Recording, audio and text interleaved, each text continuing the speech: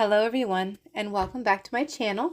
In this week's video, we are continuing on the Every Bits Counts challenge, and this week was jam-packed. I had so much produce, and I wasn't even sure if I was going to get through it all. But we worked hard this week, and I'm very excited to bring to you what we did. Hi, my name is Sonia. I'm a homeschooling, homesteading, spirit-filled, Torah-keeping mother of 10, and you are watching IHN Homestead. Colossians 3:17 states, "And whatsoever ye do in word or deed, do all in the name of the Lord Jesus, giving thanks to God and the Father by him." We had a whole bunch of zucchini that we needed to get used up. And so I was showing Mary here how I was wanting things done because I had to go and get lunch around, and then I had some errands to run. And so I showed her how I wanted things done, cutting up the zucchini, taking out the insides, get the shredder going, and get the zucchini shredded up. And at this point, I wasn't fully sure exactly what all I was wanting to do with all the zucchini, but we had some ideas, we had some plans in mind. We were thinking of doing maybe just some bags of frozen zucchini that we could put in the freezer for later this year. We can make zucchini breads, we can make zucchini muffins, you can make zucchini cake, chocolate zucchini cake, you can make zucchini brownies. There's just so much that you can do with zucchini. Also maybe add them to some soups or stir fries, just whatever. So I thought we'll start off just by getting the zucchini shredded, and then we could go from there.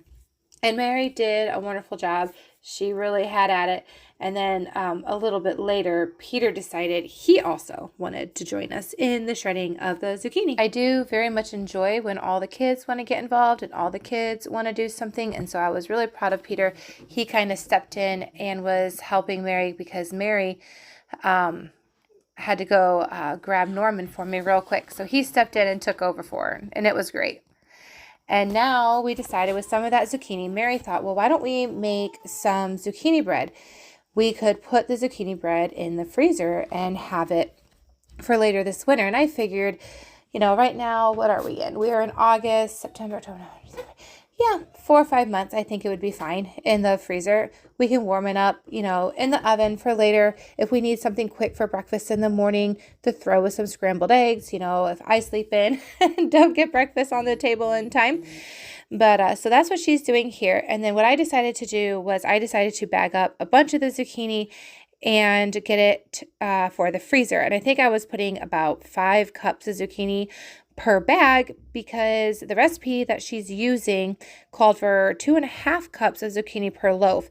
And we can never just make one loaf of anything in my house because it doesn't last. It doesn't make it all the way around the table when we're all sitting down to eat and everybody wants a piece of something.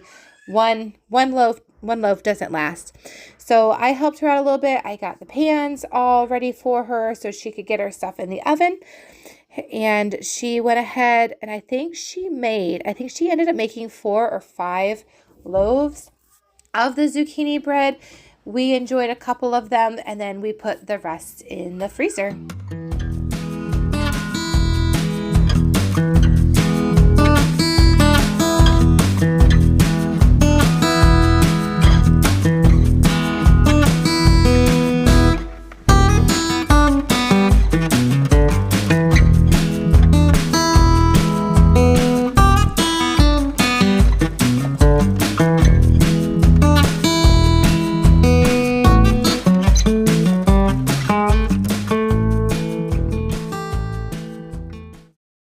The next thing we got to was getting some of these banana peppers used up. I didn't get much out of these banana peppers. I got about 2 pint jars with them. So I decided to save them for later, for when I was able to get back to the garden to see if we had any more. And so those will just get processed, put away, and I will finish those at another time.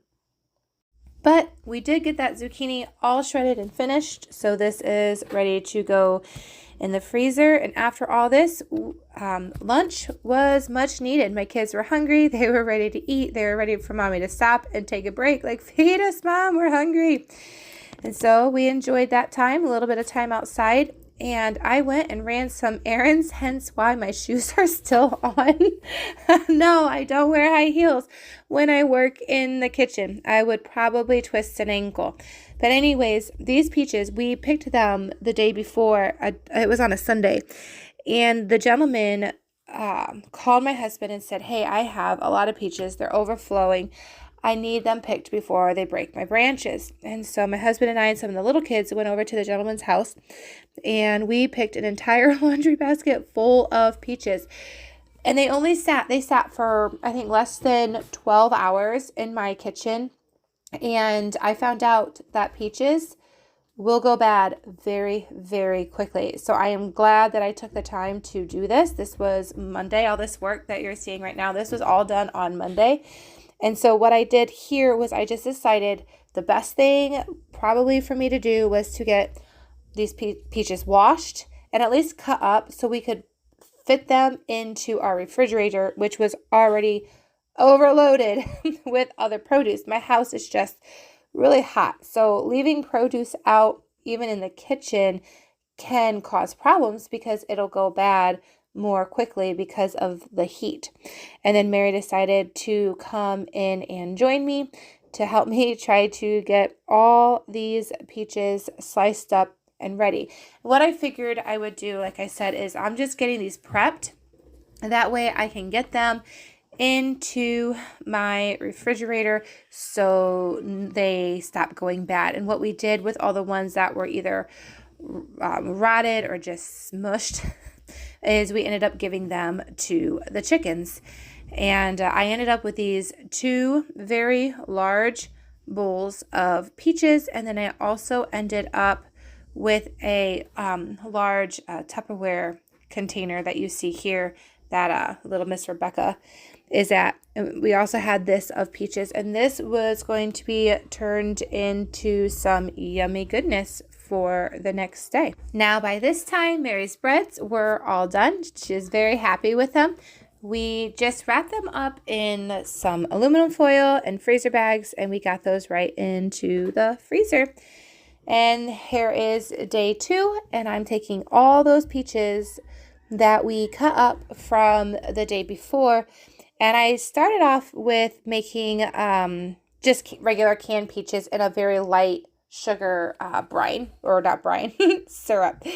And I thought in my mind, well, I'll just do about 7 jars of canned peaches because I had this idea in mind that I could do canned peaches. I could do peach jam. I could do peach sauce. Maybe I could do peach pie filling. I had all these different ideas. But what I ended up going with is we ended up, I think, with 21 quart size jars of just regular peaches. Because I decided that, during the winter when we don't have all these special treats and stuff and the fruit isn't fresh and you're pretty much relying on the grocery stores if you want a treat like this, I decided, well, with having as many children as I do, 1 quart jar of peaches isn't going to be enough for everybody to have some. And so I decided we'll do the 21 jars because I'll probably use up at least 2 quart jars each time we sit down to have these as a snack or a treat or a side dish for breakfast. The rest of the peaches in there, I decided to use my my bread cutter, dough cutter, whatever you want to call it. And I chopped up all the rest of the peaches that were left over because here in a little bit, I'm going to take those peaches and turn those into the jam.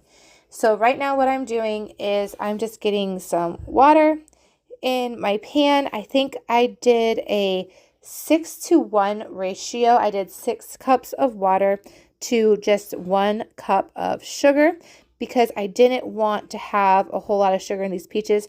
I felt like these peaches were overall sweet enough, but my children do enjoy just that little bit of extra sweetness. And my mother is here with me, so this is Tuesday. and she was there helping me clean. She comes to the house about once a week, and she just helps me keep up with everything in the house. And it does, you guys, it really does help. I can set her on a task and say, hey, my kitchen really needs gutted and cleaned and swept, and her and I, or her and the kids, or sometimes just her, will just have at it and get going on it. And yeah, it's a true blessing. She comes over in the mornings, has breakfast with us, and then she stays for a couple hours. But yep, I'm getting all these peaches done, getting the rims clean, because you got that stickiness. You really don't want anything to not seal properly, so you want to make sure you clean those rims really well.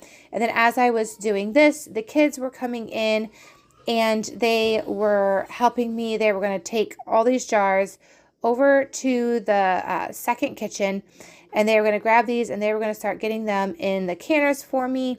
And so we really have a nice working environment with the kids and I. We just flow really well together in the kitchen.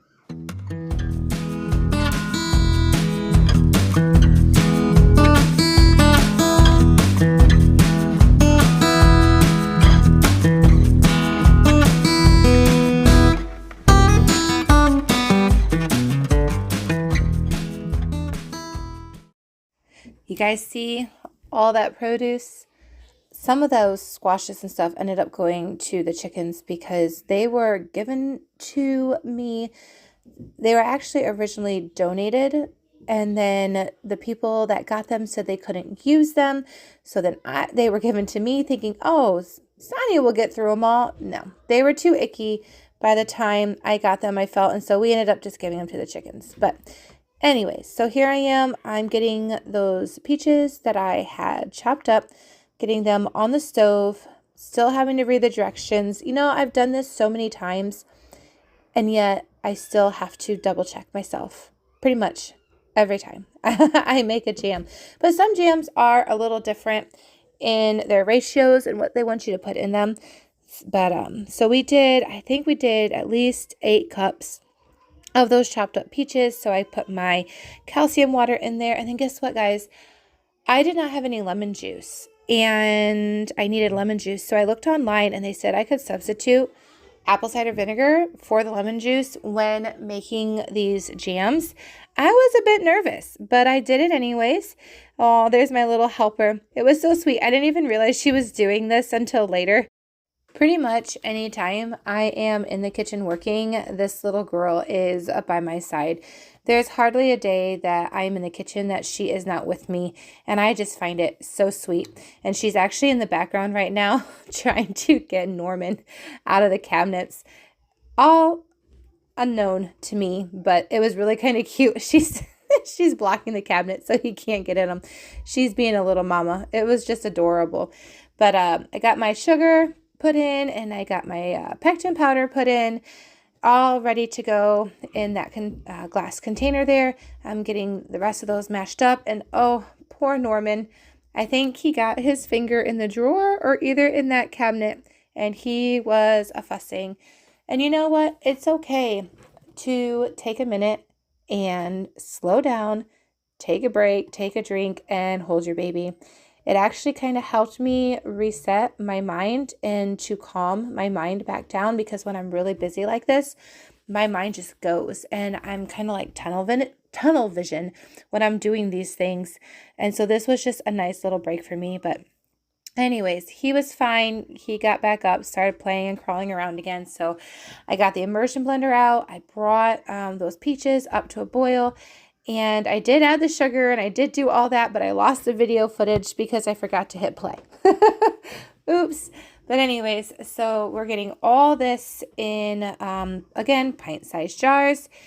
And I ended with 5 pint-sized jars of peach jam. And I was very happy with that. And I know my kids will be really happy with it. And I did actually try a little bit, the leftovers that are on the spoon or around the pan, because I was very curious to see if I could taste that apple cider vinegar or if this jam was still good, and it was still good. So the vinegar did work.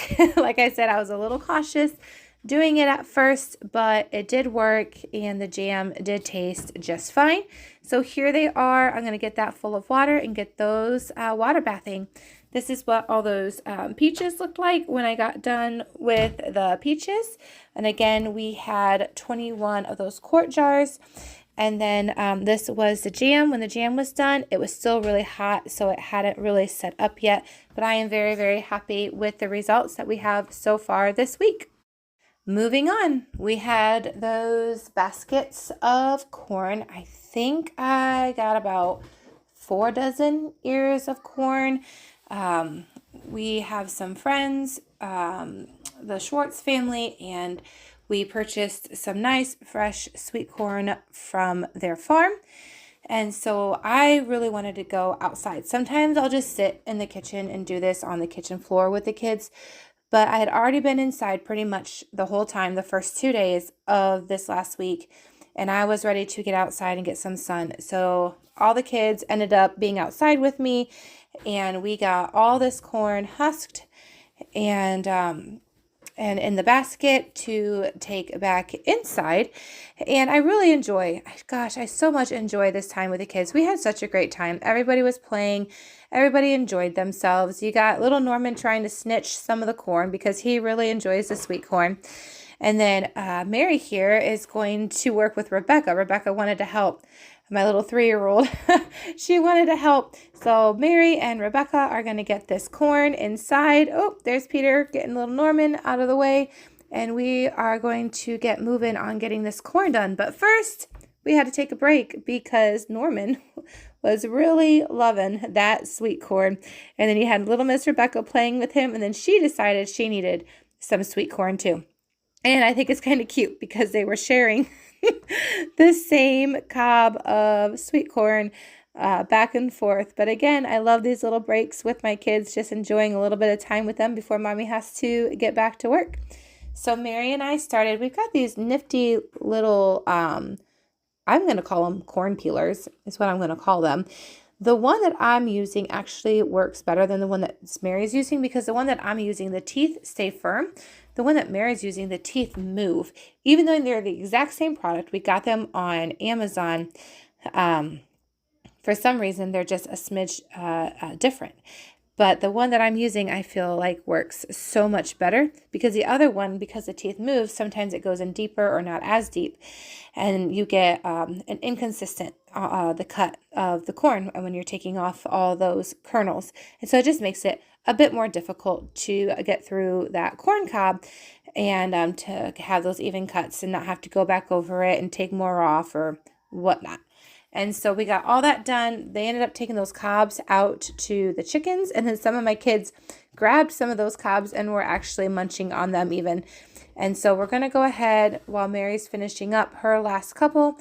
I went ahead and I started cleaning up the mess. Corn is so sticky. And with all this produce in my kitchen, I start getting those little irritating gnats, and those things drive me insane. So I've been doing my best to keep everything cleaned up, wiped up, all the sugars off the counters, all that stuff. So what I decided to do is to go ahead and freeze some corn because I have canned corn in the past.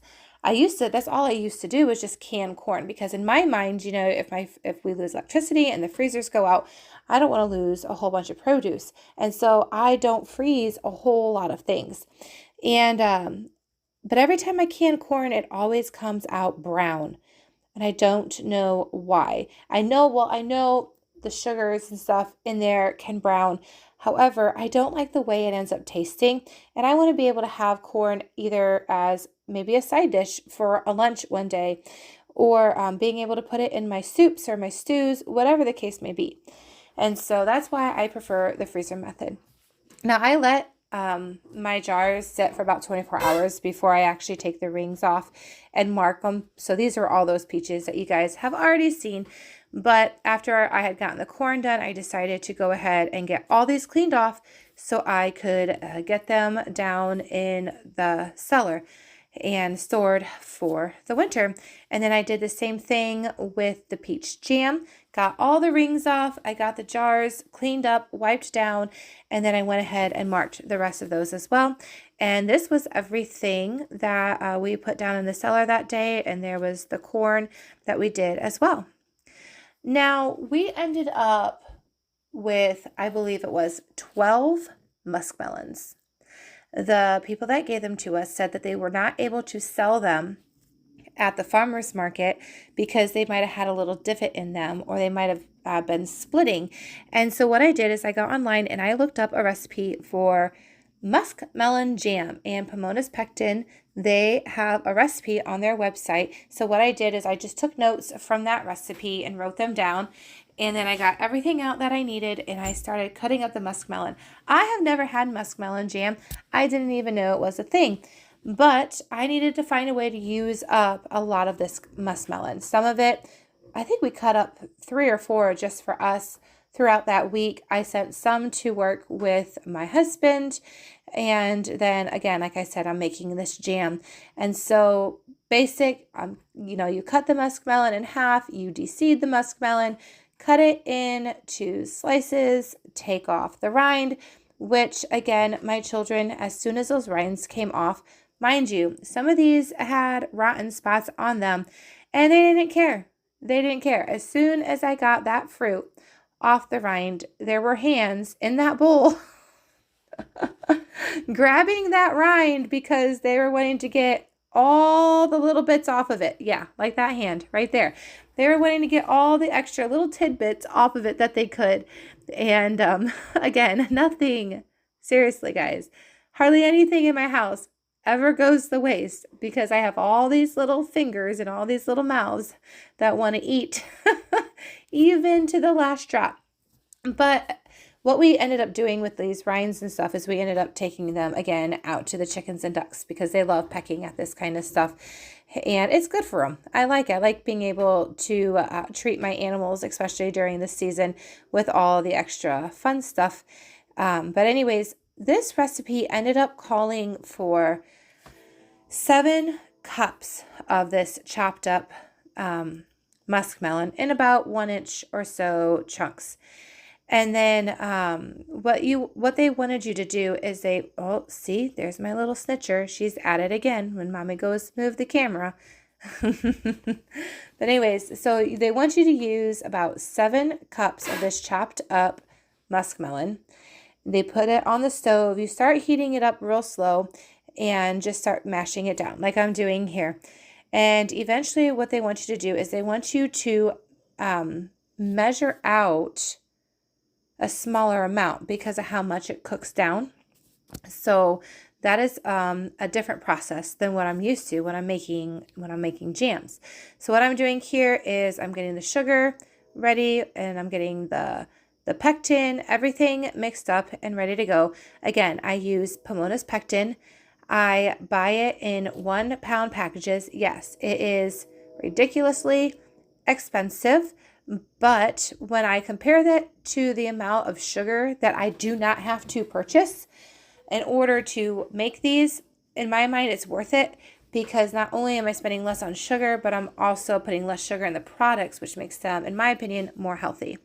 So what I missed with my video is you had to measure out 4 cups of that cooked down muskmelon out of the original 7 cups that you mashed up. And then you brought that up to a boil after you mixed in your sugar and pectin mixture. Brought that up to a boil, and then you went ahead and, of course, started putting them in your jars.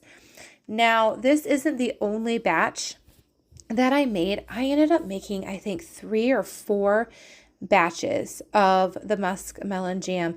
So I really hope my kids like it this winter because we ended up with a whole bunch, and it turned out beautiful. I really, really liked the color of this jam. I thought it was absolutely pretty. So we're going to go ahead and get those rims. Again, gotta clean off those rims. No sticky, sugary mess on top or you will not get a seal. And we want that seal. I had so many things last year not seal. And I was not sure if it was me, my error, or if it was actually the lids that I was using, but I didn't want to take any chances this year. I wanted to make sure that I took my time and did things properly and got things done. And so I'm getting my rings on there, and I'm going to get these in the water bath canner. And what happens when I turn around? There's my little man climbing up on the stool, getting things off the counter. Here eventually, he's going to end up on that counter. And then my girls came in because they saw all the cucumbers on the counter. And these two little girls, they love cucumbers, and they always ask me for a cucumber. But here's all the muskmelon that I ended up doing. And I think they turned out really good. And again, I tasted it just to see. And it kind of had more of a marmalade flavor. So we'll see what the kids think this winter.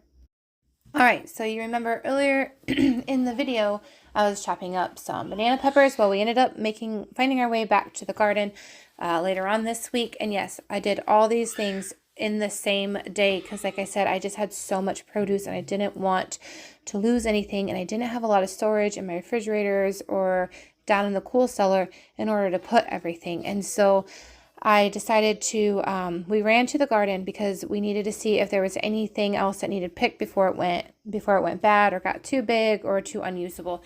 And there was a whole bunch of banana peppers ready to go. So I was really thankful because it's like, all right, I can go ahead and get the banana peppers done. I do not do a lot of canning with just peppers. My main goal when I grow peppers, whether it's banana peppers, jalapenos, green peppers, or whatnot, is I usually like to take them and mix them with my tomatoes because I like to make chili bases or just mixing them to give them that little spice, that little kick, or using them for soups, maybe like a taco dish that needs a little, pick me up. And so that's what I normally use them for. But my tomatoes are not ready yet. And so I needed to do something with all these banana peppers. So I thought we'll just do some, do a brine with the peppers and do kind of like a pickled pepper. I do enjoy banana peppers. I like banana peppers on my salads, and I also like banana peppers on pizza. And my children really like it when I take the time and do homemade pizzas. And so I thought that'd be a great way to use up some of these banana peppers. So that is what I am doing right now, is getting the brine mixed together.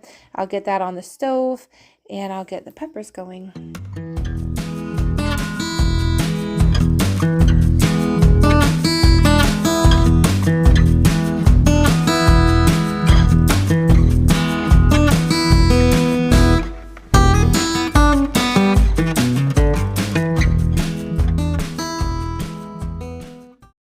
All right, and now for a funny story.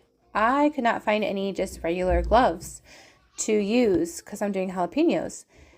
And I found these. These are what we had on the farm when we had our goats. And one of my mama goats, all of her kids were posterior. They were trying to come out butt first, and it wasn't working. And I literally had to deliver all 4 of our little baby goats. But hey, at least I had gloves to put on. I made that mistake years ago after we had moved in here by not wearing gloves when I worked with jalapenos.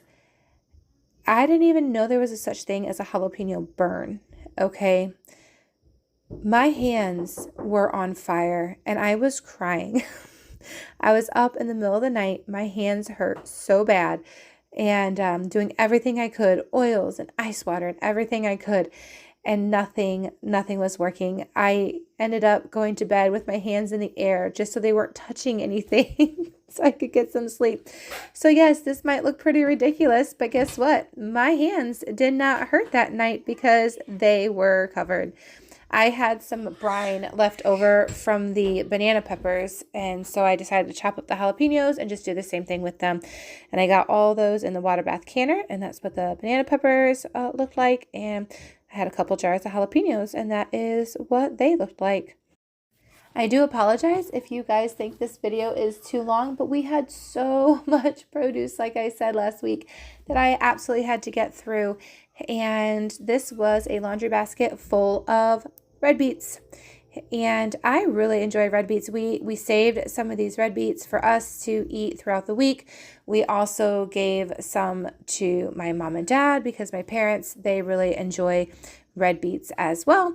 But I decided just to sit in the kitchen this time, sit on the floor, and start chopping away at these red beets, taking all the leaves off. Now, if these were not so wilted, I would have been more than happy to have taken these leaves and used them in some stir fries. But of course, my children are very thankful that they were too wilted because they don't like them, but I do. But I got all those leaves, cut off those red beets, and I ended up with a very large pan full of red beets.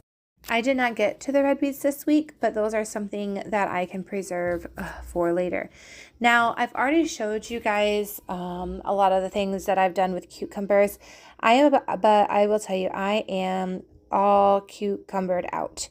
But we still had a whole bunch in the garden, but I've decided that I am going to go ahead and pull my plants because they are wilting and they are dying. And so I decided I'm not going to keep pulling cucumbers from them anymore because I just don't think we can do any more with them. I've done dill pickles, I have done sweet pickles, I did different relishes. Right now what I'm doing with these ones is I am making the sweet pickles, and then I'm also going to cut up a whole bunch. I decided to try and make a sweet and spicy relish. Really not quite sure how to do that, but I had a recipe just for a basic pickle brine that you could use pretty much. It's very versatile. And so I started off, I used the same brine and I did the sweet pickles, just of course added more sugar. And then the other one, I did the sweet and spicy. And what I ended up doing with that one is I ended up adding banana peppers and jalapeños and onions. But because this video was already so long, I didn't show the entire processes of everything that I was doing. But this day in particular, I believe this was Friday. And so this is our Shabbat prep day. But I wanted to get through the rest of this, and we had praise and worship music going. And I believe the song that was playing right now was called Peace Be Still. And I can't help but sing. I can't help but sing and worship the Lord and Savior when I'm doing these things. And yes, I was getting teary-eyed. The song was, the lyrics they said, peace be still. Say a word, and I will set my feet upon the sea until I'm dancing in the deep. Peace be still, you are here, so it is well. Even when my eyes can't see, I will trust the voice that speaks peace. And it's just such a beautiful, beautiful song. It's called Peace Be Still. You guys should look it up, especially if you enjoy worship. And then we went into the new song by Emerson Day, the one that says you're stuck under my blood-bought boots. So we went from Peace Be Still and just with the Lord, and then jamming out with the Lord. And my kids were jamming out too. Sorry, I was not focused on turning the camera so you could see everybody. I was just focused on just worshiping. I love to worship. And so sorry for the bit of the interruption in the video, but this really helped me get through my day. And this is what that relish looked like. I began cooking that down, and I got it nice and soft, and I took the immersion blender to it. And while I was doing that, Mary started having her way in the kitchen. She started making things as well. I believe that's what she was doing. She was making muffins for Shabbat breakfast. She, instead of putting them though in individual muffin tins, she ended up putting them in just casserole dishes, kind of like a muffin cake. A lot of people, we enjoy eating the muffins that way. And, a little less steps, a little less mess, especially with all the paper muffin cups and stuff. And the kids do enjoy the way that they turn out on at the table. So that's what she's doing here. And then I turned and I looked, and here was little Norman climbing up. Guys, he climbs on everything, peeking at us through the window. And again, it's these beautiful little things, the worship, the children, that just really help me get through my day. And it really makes all this preservation worth it when I see their smiling faces. And I know that it's stuff that they are going to be enjoying this winter. But this is what those sweet pickles looked like. And those bigger jars, I ended up putting the sweet and spicy relish in those bigger jars.